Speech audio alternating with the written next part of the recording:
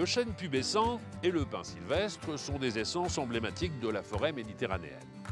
Mais face au changement climatique, elles montrent déjà quelques signes d'affaiblissement.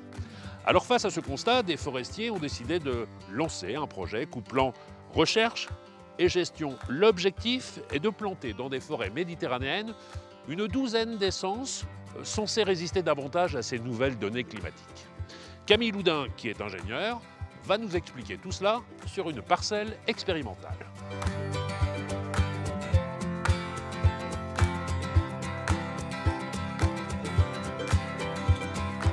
Bonjour Camille. Bonjour, Vous allez bien? ça va et vous? Super forme, quel bel endroit. C'est magnifique. Alors permettez-moi de vous présenter en quelques secondes. Vous êtes ingénieur en charge de projets environnementaux au sein du CNPF. Alors c'est un organisme public, Centre national pour la propriété forestière, c'est bien cela? De la propriété forestière, tout à fait. De la propriété forestière. L'objectif c'est quoi? C'est de venir en aide aux propriétaires forestiers pour les aider à mieux gérer leurs forêts? Eh bien oui, effectivement, il se trouve qu'en France, les 3/4 des forêts appartiennent à des particuliers. Oui. Donc il y a un établissement public qui est le nôtre pour les aider à mettre en œuvre et à mettre en place une gestion durable de leurs forêts. Sur le territoire national, ça représente combien de propriétaires à peu près? À peu près 3,5 millions de propriétaires Quand même. à conseiller et à accompagner. Bien, alors parlons ensemble de cette forêt méditerranéenne.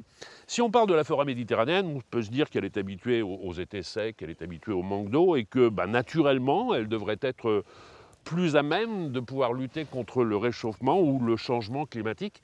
Mais quand on est sur le terrain, finalement, le constat il est beaucoup plus contrasté. Alors c'est vrai que les forêts sont habituées à avoir des conditions, on va dire, rigoureuses, notamment en été.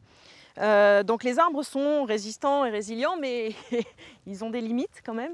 On a ce qui s'appelle une théorie qu'on appelle la théorie du boxeur, c'est-à-dire qu'un arbre, un premier coup, il va s'en remettre, il va se refaire. Un deuxième, ça va être compliqué. C'est un peu groggy. Voilà, avec la difficulté, la fatigue, il peut y avoir des parasites qui se rajoutent et l'arbre va risquer de mourir. Alors vous êtes en train d'œuvrer aujourd'hui à travers un projet qui s'appelle Med for Future. Vous pouvez nous en parler un peu plus? C'est un projet qu'on a piloté au CNPF, mais en partenariat avec l'ONF et l'INRAE. Oui. Et l'objectif, c'était d'enrichir les forêts avec des espèces plus adaptées au changement climatique. Et puis on teste ces espèces qui ont déjà été testées dans la région, mais souvent à un seul endroit.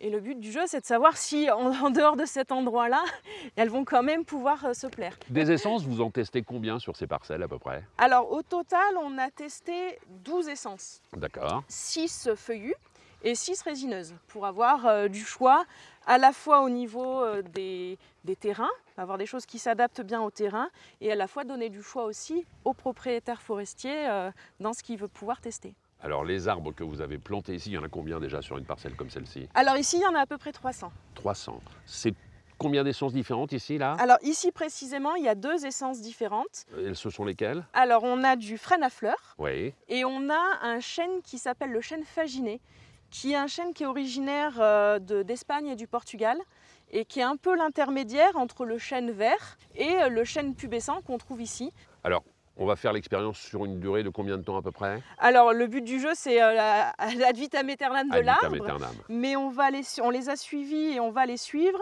du jour de la plantation, l'année suivante, N+2, N+3, N+5, N+10. Alors il y en a qui ont bien poussé, d'autres qui sont un peu plus timides. Est-ce que c'est normal? Est-ce que c'est dû à l'essence de l'arbre en particulier ou est-ce qu'il y a d'autres facteurs qui pourraient rentrer en ligne de compte? C'est lié effectivement aux espèces des arbres qui peuvent avoir des stratégies différentes quand elles s'installent. Et puis il peut y avoir aussi des limitations liées au contexte, au climat justement. Ici on a eu très peu de mortalité, donc a priori on est quand même plutôt bien parti. Mais effectivement on a des frênes à fleurs qui ont une très grande croissance et qui dépassent déjà des protections. Et puis on a les chênes faginés qui prennent leur temps pour s'installer et qui vont pousser plus lentement. On peut imaginer que la forêt méditerranéenne va changer de visage, forcément. Mais ça va se passer sur plusieurs décennies, j'imagine, non? Oui et non, parce qu'on voit quand même déjà des effets du changement climatique dès aujourd'hui. On voit quand même des zones où les arbres ont tendance à dépérir et à dépérir fortement. Il y a évidemment le risque incendie qui se multiplie, donc ça c'est un impact immédiat et très visible sur le moment. Mais effectivement, de l'autre côté, pour que les forêts s'adaptent, il faut quand même aussi compter sur le temps long. Donc on a des changements qui peuvent être très rapides et puis on a des adaptations qui prennent du temps. Merci de prendre soin de nos forêts. Merci beaucoup Camille. C'est un plaisir. À bientôt. Au revoir.